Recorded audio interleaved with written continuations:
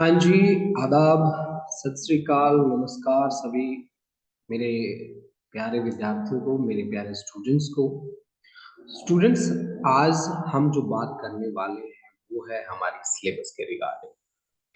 कि सबसे बड़ी बात होती है कि सिलेबस क्या है हमारा और हम किस तरह से पढ़ेंगे। और सिलेबस आज हमने डिफरेंट डिफरेंट नहीं लिया, हमने केवल और केवल लिया इलेक्ट्रोस्टैटिक के लिए, क्योंकि ये चैप्टर बहुत ही इंपॉर्टेंट चैप्टर है और इम्पोर्टेंट होने के साथ साथ इसकी वेटेज भी बहुत अच्छी है। 16 मार्क्स में आ रहा है इलेक्ट्रोस्टैट और करंट इलेक्ट्रिसिटी दोनों मिला के। यानी कि इलेक्ट्रोस्टैट और करंट इलेक्ट्रिसिटी दोनों के दोनों आपको 16 मार्क्स देंगे, जबकि करंट इलेक्ट्रिसिटी में तो बहुत ज्यादा टॉपिक बचे ही नहीं है। आप ये बात ध्यान रखिए, जब भी आप फाइनल एग्जाम्स को प्रिपेयर करें तो आप सिलेबस जरूर देख लें। जैसे कि इलेक्ट्रोस्टैट कहता है कि मेरे पास इलेक्ट्रिक चार्जेस एंड फील्ड का टॉपिक है, जिसमें इलेक्ट्रिक चार्ज आएंगे, कंजर्वेशन, यानी कि Q is equal to plus minus M E के कॉन्सेप्ट आप पढ़ोगे, क्वांटाइजेशन के कॉन्सेप्ट पढ़ोगे। कुलम्स लॉ का मतलब है F is equal to K Q1 Q2 divide by R square, Q1 Q2 divide by R square. ये कॉन्सेप्ट्स भी आप पढ़ने वाले हो।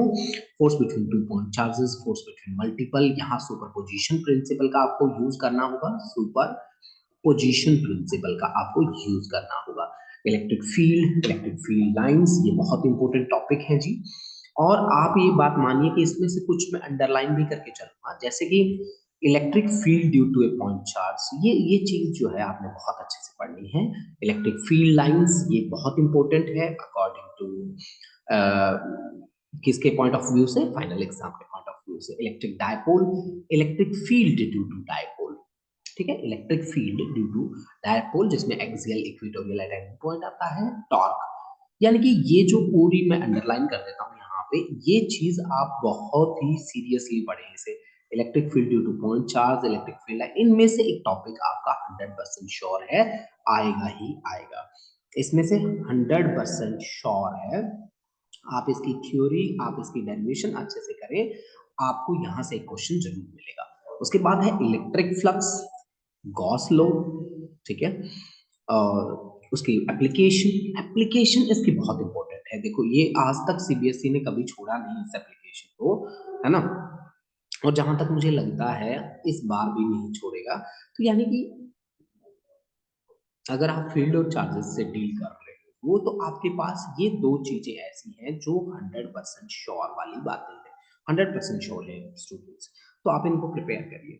स्टूडेंट, आज का हमारा जो फोकस है वो है बेसिकली एनसीईआरटी एक्सरसाइज के साथ डील करना।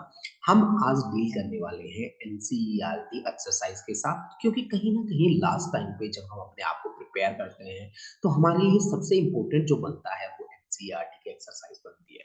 तो चलिए पहला क्वेश्चन स्टार्ट करते हैं। पहला क्वेश्चन है हमारा कि what is the force between to small charge sphere having 2 × 10 की पावर माइनस, मतलब ये Q1 की वैल्यू आपको दे रहा है एंड डिस्प्लेस्ड, मतलब ये Q2 की वैल्यू दे रहा है, और ये आपको जो डिस्टेंस है वो सेंटीमीटर में भी गिवन है आपको डिस्टेंस। तो गाइस आप यहाँ पे कॉन्सेप्ट लगाओगे F is equal to K Q1 Q2 divide by R square का। F is equal to K Q1 Q2 divide by R square. ये जो है ये है force between two point charges, point charges के लिए एप्लीकेबल है, रहती है ये। तो यहाँ पे जो ए है वो है इलेक्ट्रिक कांस्टेंट। इलेक्ट्रिक कांस्टेंट की वैल्यू होती है स्टूडेंट्स 1/4 पाई एप्सिलॉन नोट, जिसमें एप्सिलॉन नोट जो बनता है वो बनता है परमिटिविटी ऑफ फ्री स्पेस। जब हम इसे सॉल्व करते हैं तो वैल्यू आती है 9 × 10⁻⁹ न्यूटन मीटर स्क्वायर पर कूलम स्क्वायर। अगर ये वैल्यू हम यहाँ पे रख दें, F इज इक्वल टू के की वैल्यू है 9 × 10⁻⁹ Q1 की वैल्यू है हमारे पास 2 × 10⁻⁷, Q2 की वैल्यू 3 × 10⁻⁷ डिवाइड बाय आर हमारे पास है 30 सेंटीमीटर यानी कि 0.3 मीटर। तो 0.3 इंटू 0.3 कर दीजिए, आर स्क्वायर करना था हमें, मीटर में करने के लिए मैंने R is equal to 0.3 metre, right ना। तो यहां से आप देखिए पावर गेन के लिए इसीलिए आप 9 × 10⁻⁴ पॉइंट हटाएंगे तो 10⁻11, और ये माइनस कितना हो गया 7 7 14, into two into three divide by three into three, तो थ्री से थ्री कैंसल हो जाता है, थ्री थ्री जा नाइन, थ्री टू जा six, six into ten to power minus three newton, या 6 मिली न्यूटन भी हम इसको बोल सकते हैं स्टूडेंट्स। तो ये एक बहुत ही इजी न्यूमेरिकल था जिसको आप बहुत इजीली क्रैक कर सकते हैं। हाँ जी, अब देखिए नेक्स्ट क्वेश्चन में बोला था electrostatic force on a small sphere of charge this due to another small sphere, इसके ऊपर नेगेटिव चार्ज है in air is 0.2 newton. What is the distance between two spheres? What is the force on the second sphere due to first? अब इसके लिए क्या है, जब जब आप इलेक्ट्रिक फोर्सेस की बात करेंगे, जब जब आप इलेक्ट्रिक फोर्सेस की बात करेंगे, तो इलेक्ट्रिक फोर्सेस न्यूटन के थर्ड लॉ को ओबे करती हैं।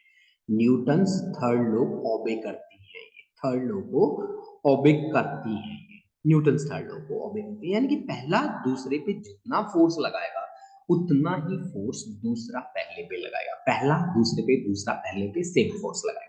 अब दूसरी एक बात देखिए, मैग्नीट्यूड ऑफ चार्जेस कितना दे रखा है, Q1 दे रखा है 0.4 कूलम, Q2 हमें दे रखा है 0.8 कूलम, और फोर्स हमें दे रखी है 0.2 न्यूटन। तो आपने डिस्टेंस निकाला, तो देखिए डिस्टेंस है के Q1 Q2 divide by R square, तो यहाँ आर स्क्वायर, बाकी सारी वैल्यूज हैं आपके पास, तो R square is equal to कितना आ गया, के Q1 Q2 डिवाइड बाय कितना, एफ, यानी कि के की वैल्यू कितनी होती है, 9 into ten raise to power 9, Q1 कितना है 0.4, Q2 कितना है 0.8 डिवाइड बाय एफ, एफ कितना है 0.2। आप देख सकते हैं कि यहाँ पॉइंट से पॉइंट हट जाएगा, एक एक पॉइंट के बदले में 10 रेज टू पावर 8 कर देता हूँ, इस पॉइंट को भी हटा देता हूँ, 2 टू जा 4 8 टू जा 16, आर स्क्वायर आ गया आपके पास, तो आर की वैल्यू कितनी आ गई, 9 का रूट 3, 16 का 4, 10 की पावर 8 का 10 की पावर 4, यानी कि ये आ गया 12 into ten raise to power 4 metre, 12 into ten raise to power 4 metre, ये आपके पास वैल्यू आ गई 12 into ten raise to power 4, right. बिल्कुल सही है ना जी। अब देखिए नेक्स्ट नेक्स्ट हम कैसे करते हैं। हाँ जी, थर्ड देखिए, थर्ड कहता है कि check the ratio of K E square divide by G mass of electron into mass of proton, और look up a table of physical constant and determine the value of or ratio, what is the ratio signify, ये ratio क्या signify करता है, चलिए जी check करते हैं। फिलहाल देखते हैं, पहले तो हम डायमेंशंस चेक कर लेते हैं इसके, K E square divide by G mass of electron mass of proton. मैं आपको बता दूं कि के तो इलेक्ट्रिक कांस्टेंट है जिसकी वैल्यू रहती है 9 into ten raise to power 9 newton metre square पर कूलम स्क्वायर। जी आपका ग्रेविटेशनल कांस्टेंट है, और ग्रेविटेशनल कांस्टेंट की जो वैल्यू रहती है वो रहती है 6.67 into ten raise to power -11। वैसे ये वैल्यूज आपको गिवन होती हैं एग्जाम में, आप ये इस बात की टेंशन मत लेना, Newton metre square per kilogram square, ठीक है ना जी। और इलेक्ट्रॉन के ऊपर जो चार्ज होता है वो होता है 1.6 into ten raise to power -19 coulomb, mass of electron रहता है 9 into ten raise to power -31 kilogram, और मास ऑफ प्रोटॉन जो रहता है वो रहता है आपका 1 मास ऑफ प्रोटॉन की जो वैल्यू रहती है 1.67 into ten raise to power -27 kilogram. ये सारी वैल्यू रख के आप इनकी वैल्यू निकाल सकते हैं। दूसरा, अगर डायमेंशंस निकालने हो तो, डायमेंशंस निकालने हो तो चलिए, अब आप एक बात देखिए कि ग्रेविटेशनल जो कांस्टेंट होता है उसके डायमेंशंस यूनिट क्या होती है वैसे, न्यूटन मीटर स्क्वायर पर कूलम स्क्वायर, और ई मतलब चार्ज, चार्ज का स्क्वायर, चार्ज मतलब कूलम स्क्वायर, चार्ज का स्क्वायर मतलब कूलम का स्क्वायर, चार्ज का स्क्वायर मतलब कूलम स्क्वायर, ठीक है ना। और G newton metre square, newton metre square per kilogram square, ठीक है। मास ऑफ इलेक्ट्रॉन मतलब किलोग्राम इंटू किलोग्राम, ठीक है। तो कूलम स्क्वायर कैंसिल हो गया, न्यूटन मीटर स्क्वायर कैंसिल हो गया, किलोग्राम किलोग्राम कैंसिल हो गया, यानी कि इन दोनों की जो रेशियो है वो एक डायमेंशन लेस फिजिकल क्वांटिटी है, इन दोनों की जो रेशियो है वो डायमेंशन लेस फिजिकल क्वांटिटी है, यही बात आपको यहाँ पे देख। नेक्स्ट क्वेश्चन देखिए, इसमें लिखा है कि explain the meaning of statement of electric charge of a body is quantized. Quantized का क्या मतलब होता है? Q is equal to plus minus M. मैं आपको एक बात बता दूं कि क्वांटाइजेशन ऑफ चार्ज का मतलब है उसकी मिनिमम वैल्यू एग्जिस्ट करती है। जैसे कि अगर एक इलेक्ट्रॉन ट्रांसफर हुआ तो एक के पास वन मतलब प्लस ई आ जाएगा या फिर दूसरे के पास माइनस ई आ जाएगा। मैं आपको बता दूं कि चार्जेस हमेशा कंजर्व रहते हैं, और कंजर्व रहने का मतलब हमारे नेचर में नेट चार्ज कितना है? जीरो। तो जितना पॉजिटिव एक बॉडी पे इंड्यूस होता है उतना ही नेगेटिव दूसरी बॉडी पे भी इंड्यूस होता है। आप ये बात हमेशा मान के चलिएगा, ठीक है ना जी। अब दूसरी एक बात और समझिए कि n is equal to one हो सकता है, n is equal to two हो सकता है, n is equal to three हो सकता है, n is equal to four हो सकता है, ठीक है ना, प्लस माइनस फोर ही, ठीक है। कभी भी 1.5 नहीं हो सकता, 2.5 नहीं हो सकता, 2.3 नहीं हो सकता, यानी कि डेसिमल में पॉसिबल। लेकिन आप एक बात ध्यान रखिए, इसने ये भी बोला कि हम उस सिचुएशन में इग्नोर कर देते हैं जब हम लार्ज स्केल पे बात करें। जैसे कि अभी हमसे एक स्मॉल स्केल पे कोई बात कर रहा है, वो कह रहा है कि सर 4 × 10⁻⁹ कूलम चार्ज, क्या ये पॉसिबल है? तो फिर मैंने कहा यार Q is equal to N के हिसाब से देखो आप इसे, ठीक है। तो N इज इक्वल टू क्या आता है? Q बाई ई आता है। Q बाई, अब Q मेरे को चार्ज कितना गिवन है? 4 × 10⁻⁹ और E की जो वैल्यू होती है वो होती है 1.6 × 10⁻⁹ तो यहाँ से N की जो वैल्यू निकल के आ रही है वो आ रही है 40 डिवाइड बाई 16। 4 10 जा 4 4 जा 14, यानी कि ये 5/2, यानी कि ये N की वैल्यू 2.5 आ रही है। मतलब ये स्मॉल स्केल पे N की वैल्यू ये पॉसिबल नहीं है। लेकिन हाँ, अगर यही चार्ज आपका 2.5 इंटू 10 रेज टू पावर मान लीजिए 6 कूलम है, तो ये एक बहुत लार्ज स्केल हो जाता है। -19 से बहुत ज्यादा हो गया ये, राइट ना। तो यानी कि इस सिचुएशन में ये जो नंबर है 2.5 ये एग्जिस्ट करता है, क्योंकि ये लार्ज स्केल की बात है। अगर आप यहाँ से n निकालना चाहो तो n आपके पास 1 2 3 में नहीं आएगा, 10 टू पावर में आएगा। आप चेक भी कर लो, चलो।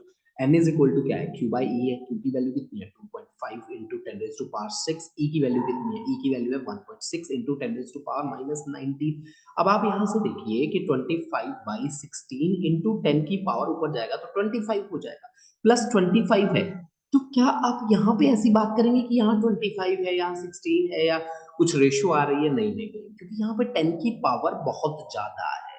किसके कंपैरिजन में? इलेक्ट्रॉन के कंपैरिजन में, यानी कि ये लार्ज स्केल है। लार्ज स्केल पे आप ऐसी बातें बिल्कुल भी नहीं करेंगे, बिल्कुल भी एक्सेप्टेबल नहीं होगी। अब बोला है कि when a glass rod is rubbed with a silk cloth, charges appear on both. Of course, ये तो appear होंगे। A similar phenomena is observed with many other pairs of the body. Explain how this observation is consistent with the law of conservation of charge. देखो बेटा कि law of conservation of charge तो हर जगह ओबे होता है। Law of conservation of charge आपको पता है ना, कंजर्वेशन के 4 रूल्स हर जगह ओबे होते हैं। Law of conservation of charge, law of conservation of mass of total energy, total mechanical energy, total energy, and of linear momentum. बच्चों, जब जब आप फिजिक्स को पढ़ते हो तो ये चीजें आप अपने दिमाग में बैठा के रखो कि देखो sir, law of conservation of charge, charge को भी कैसे करता है? हमारी नेचर को बताया गया है न्यूट्रल। न्यूट्रल का मतलब होता है इक्वल चार्ज एग्जिस्ट करते हैं। जितना पॉजिटिव चार्ज है उतना ही नेगेटिव चार्ज है, ठीक है ना। जितना पॉजिटिव चार्ज है उतना ही नेगेटिव चार्ज है। और टोटल एनर्जी का क्या मतलब है? Sum of kinetic and potential. Linear momentum का क्या मतलब है? Mass into velocity. मतलब मोमेंटम ओबे होता है, टोटल एनर्जी ओबे होता है मास और चार्ज। अब अगर ओबे होता है, मान लो हमने दो बॉडी है हमारे पास, एक है ए और एक है भाई बी। अब हमने इन दोनों को रब किया तो इलेक्ट्रॉन्स यहां से यहां तक ट्रांसफर हो गए। मान लीजिए 10⁻⁹ इलेक्ट्रॉन्स यहां से यहां ट्रांसफर हो गए। अब इसने क्या किया? इलेक्ट्रॉन छोड़े, यानी कि नेगेटिव छोड़ा, तो इसके ऊपर कौन सा चार्ज आया? पॉजिटिव। और इसके ऊपर कौन सा आया? नेगेटिव। आपके पास कॉन्सेप्ट क्या होता है? Q is equal to N. N कितना इलेक्ट्रॉन ट्रांसफर हुआ? 10⁻⁹। ई की वैल्यू मैं कितना ले रहा हूँ? 1.6 इंटू 10⁻⁻⁹, यानी कि 1.6 कूलम। अब इसके ऊपर क्या होगा, प्लस 1.6 कूलम, और इसके ऊपर क्या होगा, माइनस 1.6 कूलम।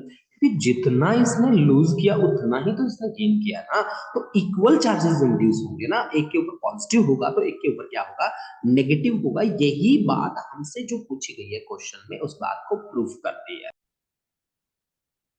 हाँ जी, इस क्वेश्चन में देखिए हमें बोला है कि फोर चार्जेस, एक चार्ज है वैसे ही माइक्रो में है, तो मैंने यहाँ डायग्राम में मेंशन कर दिया है कि four charges are located at the corner of a square ABCD of side 10 centimeter. What is the force on 1 microcoulomb placed at the center of the square? Centre पे रखा है एक चार्ज 1 माइक्रोकूलम का, उस पे फोर्स हमें calculate करनी है। देखिए हम कैसे कैलकुलेट करेंगे। देखो बच्चों, इसको मान लो, इसके लिए बहुत बड़ा इजी सा ट्रिक अप्लाई कर लो। इसको चार्ज नंबर पहला, इसको चार्ज नंबर मान लो दूसरा, इसको चार्ज नंबर तीसरा, इसको चार्ज नंबर चौथा, ठीक है ना। What is the force? अब आप एक बात बताइए, 2 कूलम का चार्ज है, ये इसको क्या करेगा, रिपेल करेगा, तो मतलब यहाँ पे ये फोर्स लगाएगा, मतलब यहाँ फोर्स लगाएगी, ये F1 की डायरेक्शन हो जाएगी। दूसरा दूसरा क्या करेगा, इसे अट्रैक्ट करेगा, तो ये फोर्स इधर लगाएगा। और तीसरा तीसरा इसे क्या करेगा, रिपेल करेगा, तो तीसरा फोर्स किधर लगाएगा, इधर लगाएगा। और चौथा चौथा इसे अपनी तरफ अट्रैक्ट करेगा, तो फोर्स कहाँ लगाएगा, यहाँ लगाएगा। अब आप दोनों तीनों ये जितनी भी फोर्सेस लगी हैं, जैसे पहले ने फोर्स लगाई इधर को, ठीक है ना, F1, और दूसरे ने फोर्स लगाई इधर, तीसरे ने फोर्स लगाई, तीसरा कौन है, हाँ जी, तीसरे ने फोर्स लगाई इधर, और चौथे ने फोर्स लगाई इधर, राइट ना। तो अब आप एक बात बताइए मेरे को कि F1 की वैल्यू कितनी होगी। F1 की वैल्यू हो जाएगी के Q1 Q2 F1 कौन लगा रहा है, वो 2 वाला, ठीक है ना। तो 2 into 10⁻⁻⁶ into 1 into 10⁻⁻⁶ divide by R square. R को आर ही रखो, क्योंकि ये स्क्वायर है ना, तो ये जो डिस्टेंस बनेगा ना सेंटर तक का, ओ तक का, ये O A is equal to O B is equal to, हमने मान लिया O A is equal to O B is equal to O C is equal to O D is equal to R. सब same ही होगा, ठीक है ना, ये फाइनली हम कैलकुलेट कर लेंगे। तो F1 की जो वैल्यू हमारे पास रहती है वो रहती है K into 2 into 10⁻⁻12 divide by कितना, आर स्क्वायर। इसी तरह से अगर हम F2 की वैल्यू को कैलकुलेट करें, F2 F2 F2 F2 2 वाला कहाँ है, 2 वाला, ठीक है। तो ये आ जाएगा k into 5 into 10⁻⁻12 divide by R square. Q1 Q2 होगा ना, तो Q2 तो आपका 1 माइक्रोकूलम है, उसकी मैंने ये ऐड कर दी, ठीक है। F3 देखो, F3 कितना होगा, k इंटू थर्ड को देख लो, बस थर्ड को है कितना, 2 है, तो 2 into 10⁻⁻12 divide by R square. मतलब आप चार्ज को देख लो, जिस पे फोर्स लगानी है वो तो यूनिट ही है। F4 is equal to K into 4 कितना है, 5 के बराबर, 5 into 10⁻⁻12 divide by R square. अब आप एक बात देखिए कि F1 और F3 अपोजिट है, ठीक है ना, तो F1 और F3 को क्या करना पड़ेगा, सब्ट्रैक्ट करना पड़ेगा। तो F3 बड़ा है कि F1 बड़ा है, F1 और F3 टू टू, अरे ये तो दोनों के दोनों सिमिलर है, यानी कि F1 और F3 एक दूसरे को कैंसिल कर रहा है, और F2 और F4 भी एक दूसरे को कैंसिल कर रहा है, F2 और F4 भी एक दूसरे को कैंसिल कर रहा है। यानी कि यहाँ पे F1 and F3 are equal in magnitude, are equal in magnitude, but opposite in direction, but opposite in direction. So so so these two will cancel each other, these two will cancel each other, will cancel each other, ठीक है ना। Similarly F2 and F4 will cancel each other, will cancel each other।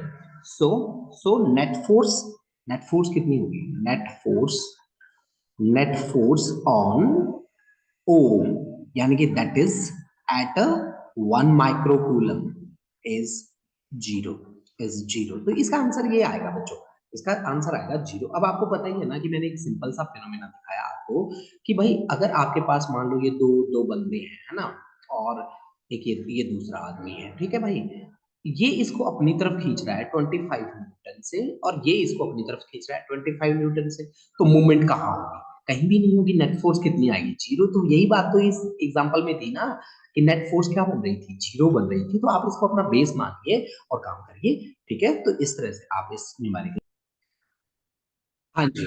Next question देखिए, next question है an electrostatic field line is a continuous curve. Continuous curve है ये, that is field line can not have sudden breaks.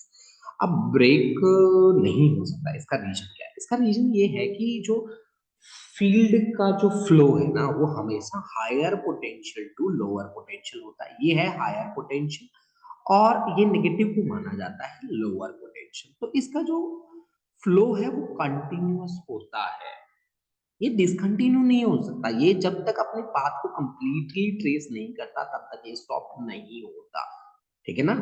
अब देखो दूसरा, explain why two field line can never cross each other.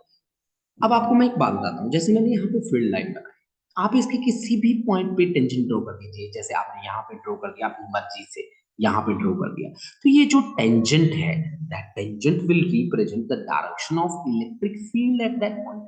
ठीक है ना भाई? अब आपने क्या किया कि दो फील्ड लाइन को इंटरसेक्ट करवा दिया। मान लो एक फील्ड लाइन इधर जा रही थी और एक इधर जा रही थी, तो ये जो पॉइंट ऑफ इंटरसेक्शन है, आप यहाँ पे दो डायरेक्शन की बात कर सकते हो। जैसे कि आप कह दो कि सर मैं तो टेंजेंट इधर ड्रॉप करूंगा, ठीक है ना, मैं तो इधर ड्रॉप करूंगा सर टेंजेंट, तो मैं ये बोल सकता हूँ कि मैं इधर ड्रॉप करूंगा भाई। फिर यानी कि एक सिंगल पॉइंट टू डायरेक्शंस को रिप्रेजेंट कर रहा है, जो कि प्रैक्टिकली पॉसिबल नहीं होता कि एक सिंगल पॉइंट दो डायरेक्शंस को शो कर दे, ऐसा पॉसिबल नहीं है। इसीलिए हम कहते हैं कि two field line can never intersect each other. हाँ जी, नेक्स्ट क्वेश्चन देखिए कि टू पॉइंट चार्जेस हैं हमारे पास। एक है चार्ज थ्री, वैसे ये माइक्रो है, माइक्रो मेरा जो टाइपिस्ट था ना वो माइक्रो को खा गए थे, है ना? तो चलो कोई बात नहीं, हम माइक्रो लगा लेते हैं, ठीक है। और क्यूबी है -3 माइक्रोकूलम और 20 सेंटीमीटर का डिस्टेंस है, गैप है इनके बीच में वैक्यूम के अंदर। कि what is the electric field at mid point O. अब देखो कई बच्चे क्या करते हैं कि ओ को देखते हैं कि इधर जी प्लस है इधर जी माइनस है, तो हम क्या कर देते हैं, हम ना बोल देते हैं सीधा कि जीरो होगा, जीरो, है ना? तो ये सबसे बड़ी गलती होती है बच्चों की। जीरो नहीं होगा बच्चा।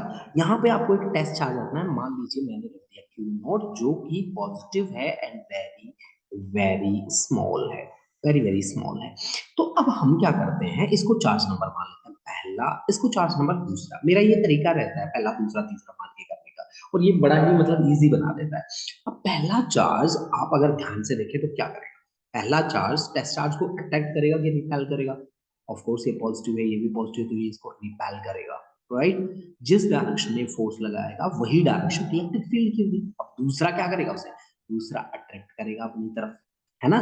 तो दोनों के फील्ड की डायरेक्शन सेम हो गई, यानी कि ये electric field due to charge number पहला भी इधर है और electric field due to charge number दूसरा भी इधर है। ठीक है ना? तो अब आप एक बात बताइए कि 10 सेंटीमीटर के डिस्टेंस पे इलेक्ट्रिक फील्ड पहले चार्ज के कारण कितना होगा? तो आप कहेंगे सर के क्यू सोर्स चार्ज आपने लेना है सर, सोर्स चार्ज की वैल्यू है 3 माइक्रो, तो 3 इंटू टेन की पावर -6 और डिवाइड बाई आर स्केयर, मतलब 10 सेंटीमीटर का मतलब क्या है, 0.1 मीटर, तो आर का स्केयर करना होता है। यही वैल्यू E2 की भी रहेगी, E2 भी 10 सेंटीमीटर का डिस्टेंस है, मैग्नीट्यूड ऑफ चार्ज सेम। तो आपका नेट फील्ड ओ पे कितना आएगा, ई नेट कितना आएगा? ऑफ कोर्स 2E1 कर दो, तो 2 इंटू E1 की वैल्यू है K into 3 into ten raise to power -6 divide by 1/10 का पावर 2, तो यानी कि 10 की पावर 2 यहाँ लिख दो। तो यानी कि ये आ गया आपके पास 2 इंटू 3 इंटू के की value 9 into ten raise to power 9 और प्लस 2 -6, यानी कि ये आ गया 3 टू जा 6, 9 6 जा 54 into ten raise to power 9 और 2 11 11 5, यानी कि ये आ गया 5.4 इंटू टेन की पावर 6, क्या, न्यूटन पर कूलम, या इसकी यूनिट वोल्ट पर मीटर की होती है, वोल्ट पर मीटर की इसकी यूनिट होती है। ठीक है ना? तो अब देखिए दूसरा, हमसे क्या पूछा गया, if a negative test charge of magnitude this is placed at this point. Negative test charge को अगर हम प्लेस करते हैं, नेगेटिव को, है ना, तो नेगेटिव को ये इधर अट्रैक्ट करेगा, ये नेगेटिव को नेगेटिव रिपेल करेगा, है ना? तो आप ये देखिए, फिर ये फोर्स कहाँ एक्सपीरियंस करेगा, ठीक है ना? फोर्स एक्सपीरियंस किसके अलोंग करेगा, फोर्स एक्सपीरियंस करेगा बी से ए की तरफ। हाँ, तो फोर्स इज इक्वल टू क्या होता है, एफ इज इक्वल टू होता है बच्चों क्यू इंटू ई। इलेक्ट्रिक फील्ड में जो फोर्स एक्सपीरियंस करी जाती है वो कितनी होती है, F is equal to Q E. अब क्यू कितना बोला, क्यू बोला 1.5 into 10 raise to power minus 9। Electric field कितना है 5.4 into 10 raise to power 6। Solve कर लीजिए बच्चा, इसको सिंपली सॉल्व करना है हमें। 1.5 का मतलब होता है 3/2, तो 5.4 इंटू 3/2 इंटू 10 की पावर माइनस 3, 227, 2.7, ये आ गया 8.1 into 10 raise to power minus 3 newton, या मिली न्यूटन भी बोल देते हैं। 8.1 मिली न्यूटन, मिली न्यूटन भी बोल देते हैं, तो ये कोई गलत बात नहीं है ना। इसकी डायरेक्शन बी से ए की अलग होगी। तो ये था हमारा क्वेश्चन नंबर 8, ठीक है ना। देखिए नेक्स्ट क्वेश्चन, देखिए बेटा कि एक सिस्टम हैज टू चार्जेस, एक है पॉजिटिव एक है नेगेटिव। मैंने इनको अरेंज किया है। इसमें मुझे बोला कि ए पे रखना है और ए के जो कोऑर्डिनेट्स हैं वो 0 0 -15 है, मतलब नेगेटिव जेड एक्सिस पे है, ठीक है। एक्स 0 है, वाई 0 है और ये जेड कोऑर्डिनेट है, और यहाँ पे चार्ज रखा है पॉजिटिव वाला, ठीक है। इसी तरह से बी पॉइंट के कोऑर्डिनेट दे रखे थे मुझे 0 0 15 सेंटीमीटर प्लस वाला, तो मतलब पॉजिटिव जेड एक्सिस दिया है। इस पे चार्ज रखा है नेगेटिव। तो इसने पूछा कि what are the total charge, तो टोटल चार्ज तो देखना ही नहीं है आपको। टोटल चार्ज तो प्लस और माइनस कितना हो गया 0। टोटल चार्ज कितना हो गया यहाँ पे, टोटल चार्ज हो गया आपके पास कितना 0। टोटल चार्ज हो गया जी 0 हो गया। And electric dipole movement P is equal to क्या होगा, P इज इक्वल टू होगा मैग्नीट्यूड ऑफ एनी चार्ज ले लीजिए 12.5 इंटू 10 की पावर minus 7 into length of dipole.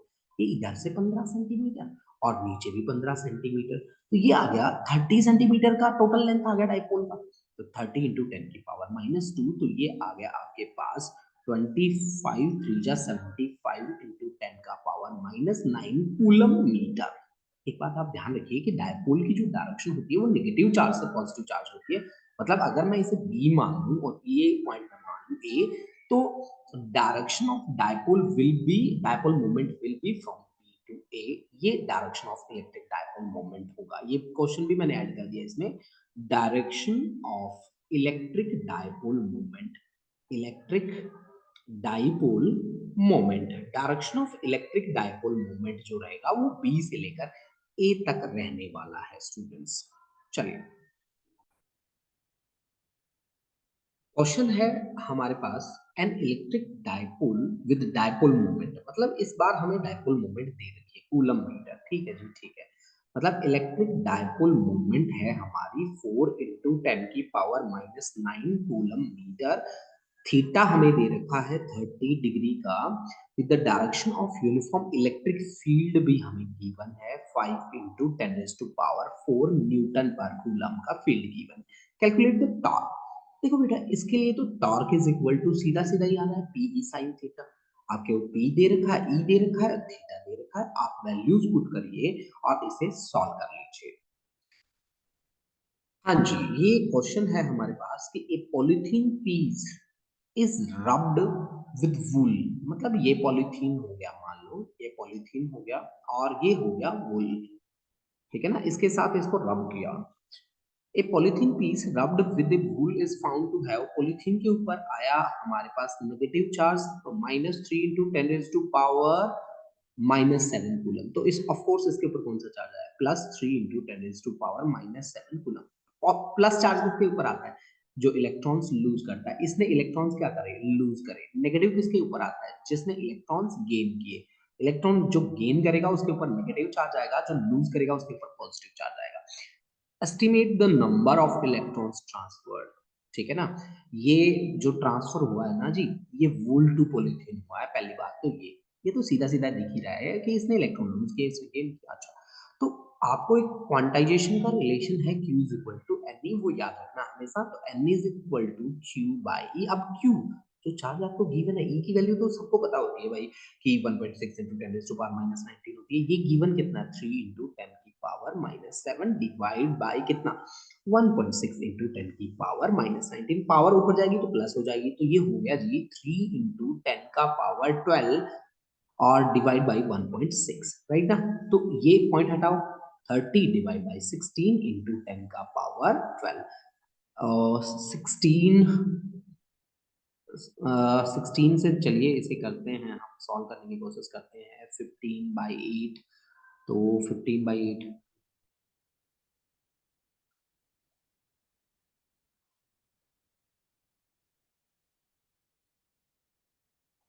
लगभग 1.9 ले लेता हूँ मैं। 1.9 इंटू 10 का पावर 12, ये आपके पास क्या आ गया, नंबर आ गया। मतलब 10 रेज टू पावर 12 इलेक्ट्रॉन्स लगभग ट्रांसफर हुए हैं यहाँ पे। तो आप इस तरह से इसकी वैल्यू को कैलकुलेट।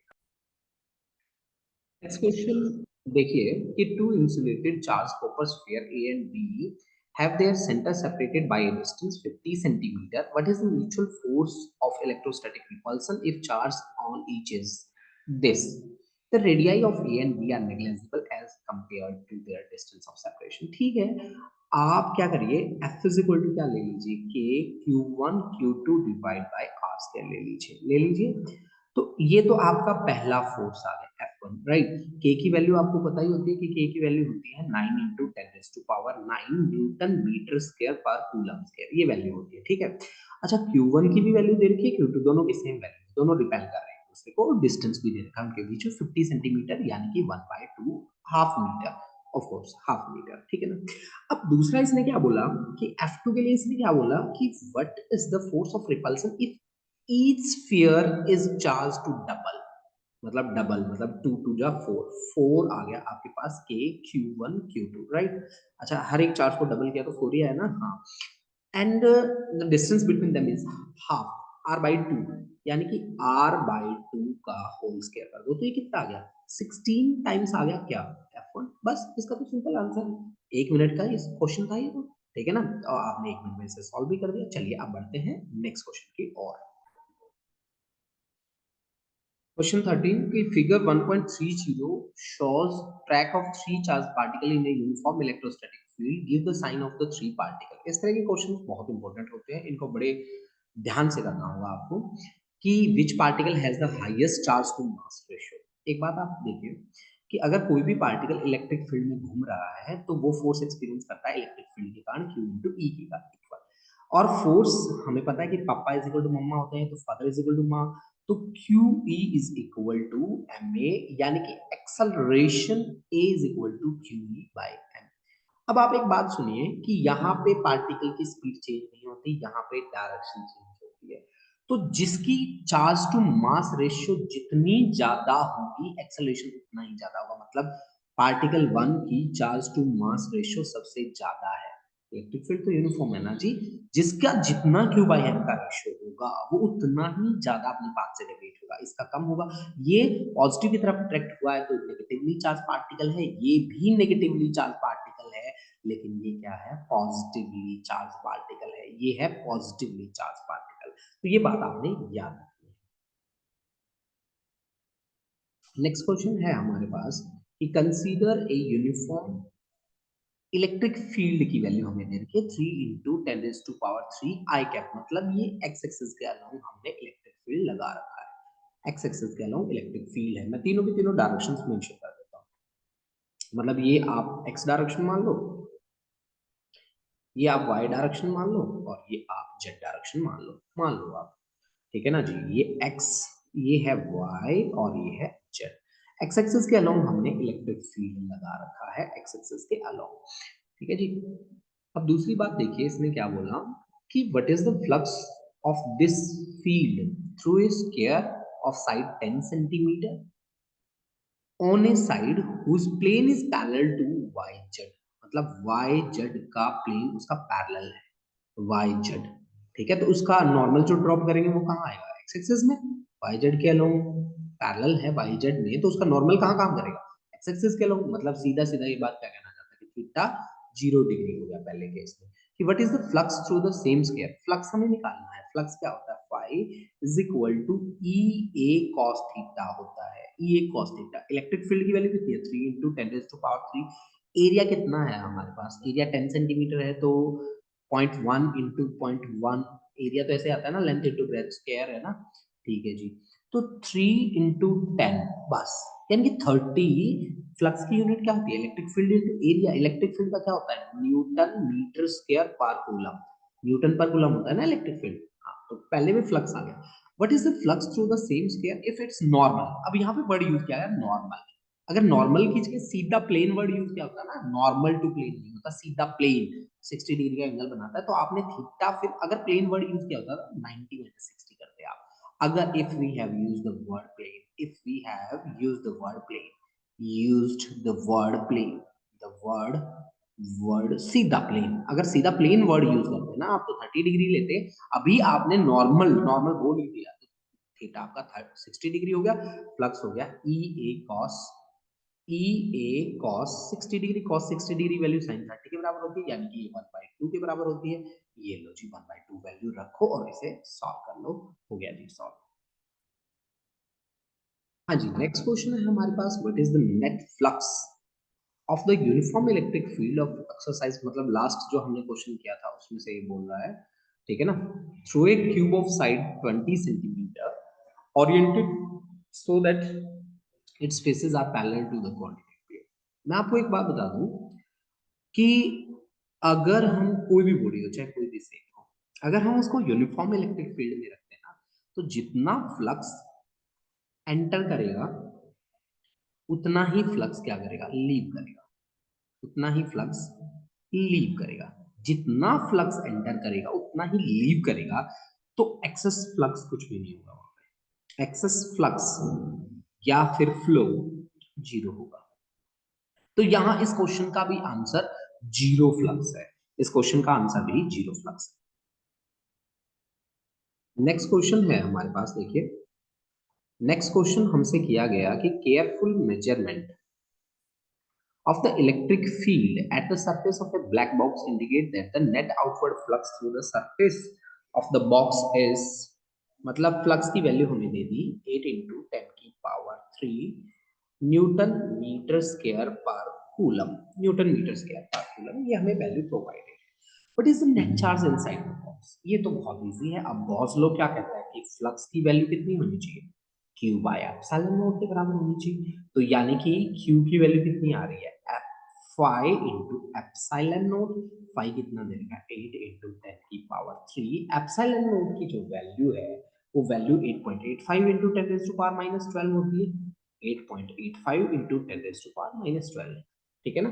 तो जब मैं इसे सॉल्व करूंगा तो मेरे पास आ जाएगा 64, मैं कर रहा हूँ इसको अप्रोक्सीमेट, इंटू 10⁻⁻9 कूलम, यानी कि 64 लगभग नैनो कूलम मैंने अप्रोक्सीमेट लिया है, और कुछ ज्यादा ही अप्रोक्सीमेशन ले लिया है मैंने, ठीक है ना। तो ठीक है ना। और ठीक है जी, ठीक है, चलिए अब हम बढ़ते हैं आगे। अच्छा, इसने क्या बोला, if the net outward flux through the surface of the box were zero, could you conclude that there were no charge. हाँ यार, यही बात होती है कि phi is equal to Q inside, algebraic sum होता है इन सबका। तो अगर फ्लक्स जीरो है तो सबका जो सम है, sum of all charges inside, sum of all charges all charges inside is zero, inside is zero, sum of all charges inside is zero, sum of all charges inside is zero। ठीक है, तो फिर वही तो बात इसने पूछी है हमसे, हमने उसका आंसर भी कर दिया जी। एक पॉइंट चार्ज 10 माइक्रोकूलम है, ये मेरा टाइप पेस्ट है ना, माइक्रो तो खाई गया, हाँ, कि 10 coulomb is at a distance 5 centimeter directly above the center of sphere 10 centimeter as shown in figure, कि what is the magnitude of electric flux through the sphere, ठीक है ना जी, at one face of the cube. मैं आपको एक बात बताऊं कि ओपन में तो हम चार्ज रख नहीं सकते, ओपन में तो हम डील नहीं कर सकते, हमें इसे एनक्लोज करना होगा। अब ये 10 सेंटीमीटर, ये 10 सेंटीमीटर है, तो इधर भी 10 सेंटीमीटर की साइड लगेगी, इधर भी 10 सेंटीमीटर, इधर भी 10 सेंटीमीटर, इधर भी 10 सेंटीमीटर और ऊपर भी 10 सेंटीमीटर, मतलब ये एक क्यूब हो गया। मतलब इसको अगर करेंगे तो क्यूब बन जाएगा, और क्यूब के सेंटर में आप काम कर रहे हैं, क्यूब के सेंटर पे आप काम कर रहे हैं, ठीक है। और आपको काम करना है किसके लिए, वन फेज के लिए, और फेज कितने होते हैं, 6 होते हैं। तो सीधी सीधी सी बात क्या है, फ्लक्स क्या होगा, वन फेज के कारण, वन फेज के कारण कितना होता है 1/6 Q by epsilon not, bus queue की वैल्यू रखिए, एप्सिलॉन नॉट की वैल्यू रखिए, यहाँ पे कोई साइड का कोई चक्कर नहीं है, बस सीधा रिजल्ट आपके पास होगा, ठीक है ना जी। हाँ जी, सीधा रिजल्ट आप निकाल लीजिए। A point charge of 2 coulomb is at center of a cubic Gaussian surface 9 centimeter on H. What is the net flux through the surface? बच्चों मैं आपको एक बात बता दूं कि गॉस लॉ कहता है कि मैं कोई शेप साइज को नहीं मानता। गॉस लॉ कहता है कि मैं शेप साइज को नहीं मानता। आप मुझे ये बता दो कि चार्ज कितना है तो मैं आपको फटाक से रिजल्ट दे दूंगा, phi is equal to Q by epsilon naught करके। यहाँ पे भी जो इसने साइड दी है, कई जगह मास भी दिया मिलेगा आपको। मतलब लोग आपको बहुत तरीके से बहकाने की कोशिश करेंगे, ठीक है ना, लेकिन आपको बहकना नहीं है, आपको सीधा कॉन्सेप्ट करना है। और वो सीधा कॉन्सेप्ट है क्यू बाय एप्सिलॉन नॉट। यहाँ पे चार्ज 2 माइक्रोकूलम, माइक्रो फिर खा गया ना मेरा टाइपिस्ट से भाई। 2 इंटू 10 का पावर माइनस 6, एप्सिलॉन नॉट है 8.85 इंटू 10 का पावर माइनस 12। सॉल्व कर लो बच्चा पार्टी, यही आपका आंसर होगा बस। यहाँ पे एज से कोई मतलब नहीं है इस क्वेश्चन, ठीक है ना जी, बिल्कुल। अब देखते हैं हम नेक्स्ट क्वेश्चन। देखिए, a point charge causes an electric flux. Flux की वैल्यू दे रखी है न्यूटन मीटर स्क्वायर पर कूलम। बच्चों एक बात हमेशा याद रखना, यूनिट्स जरूर याद रखा तो pass through a spherical Gaussian surface of 10 centimetre radius. अब देखो, रेडियस जब जब ये देता है ना तब तब हमें बहकाने की कोशिश करता है, ठीक है ना। हाँ, तो ये रेडियस पे डिपेंड ही नहीं करता भाई कि गॉस लॉ तो कहता है कि मैं फ्लक्स कैसे निकालूंगा, क्यू इनसाइड कोई भी ज्योमेट्री है उसके इनसाइड टोटल अलजेब्रिक सम कितना है, चार्जेस का divide by epsilon naught. If the radius of the Gaussian surface were doubled, how much flux would pass through the surface? ठीक है, what is the value of the point charge. यार ये इस question का answer मैं नहीं कर रहा, आप ही कर लो। देखो जब बार बार बोला कि रेडियस पे डिपेंड ही नहीं करता तो फ्लक्स क्या रहेगा, फ्लक्स तो कांस्टेंट ही रहेगा ना जी। फ्लक्स तो कांस्टेंट ही रहेगा। हाँ, कि value of point charge phi is equal to क्या होता है, क्यू बाय एप्सिलॉन नॉट। तो क्यू की वैल्यू कितनी हो जाएगी, क्यू की वैल्यू हो जाएगी फाई इनटू एप्सिलॉन नॉट बस। आप इसे सॉल्व कर लीजिए, फ्लक्स भी दिया है, एप्सिलॉन नॉट की वैल्यू होती है 8.85 into 10 raise to power minus 12 के बराबर। बस यहाँ जाइए, सॉल्व करिए और आपका रिजल्ट आपके सामने होगा। हाँ जी, नेक्स्ट क्वेश्चन है, a conducting sphere of radius 10 centimetre has an unknown charge. कोई बात नहीं। If the electric field 20 centimetre from the centre of the sphere is, electric field की वैल्यू दे दी पॉइंटिंग इनवर्ड्स, मतलब आप नेगेटिव ले सकते हो इसको, नेगेटिव डायरेक्शन के लिए दिखा सकते हो। वैसे आपने मैग्नीट्यूड यूज करना होता है जो है ना, न्यूटन पर कूलम। कि what is the net charge on the sphere. Sphere के लिए क्या होता है, स्फीयर के लिए तो वही होता है के क्यू बाय आर स्क्वायर। बस सीधी सी बात, क्यू बाय आर स्क्वायर, ठीक है ना जी। तो आपको चाहिए क्या, what is the net charge. तो क्यू की वैल्यू कितनी हो गई, क्यू की वैल्यू हो गई बच्चा E into R square divide by K. बस सीधा सॉल्व कर लो इसे। इलेक्ट्रिक फील्ड की वैल्यू कितनी है 1.5 इंटू 10 का पावर 3, ठीक है ना। 20 सेंटीमीटर मतलब 1.1 बाई 5, 20 सेंटीमीटर कितना होता है, 20 डिवाइड बाई 100 मीटर ना, तो 1 बाई 5 ना, तो 1 बाई 25 नीचे आ गया। के की वैल्यू कितनी होती है 9 into 10 raise to power 9। Solve कर लीजिए आप, आपके पास रिजल्ट आ जाएगा चार्ज के लिए, बस इतना सा तो है, बहुत इजी है ये तो। नेक्स्ट क्वेश्चन देखिए, ए uniformly charge conducting sphere of 2.4 diameter, यानी कि रेडियस इसका कितना है 1.2 मीटर, डायमीटर का हाफ करते हैं, has a surface charge density, sigma की वैल्यू हमें दे रखी है 80 कूलम पर मीटर स्क्वायर, ठीक है जी। Find the charge on the sphere. पहली बात तो ये बात सुनिए कि अगर आप कंडक्टिंग स्फीयर ले रहे हैं ना तो चार्ज सारा का सारा उसके सरफेस पे बैठता है। चार्ज सरफेस पे बैठता है इसलिए हम सरफेस चार्ज डेंसिटी यूज करते हैं। सरफेस चार्ज डेंसिटी होती है चार्ज अपॉन एरिया, ठीक है ना, सरफेस एरिया। तो charge is equal to sigma into area A, है ना।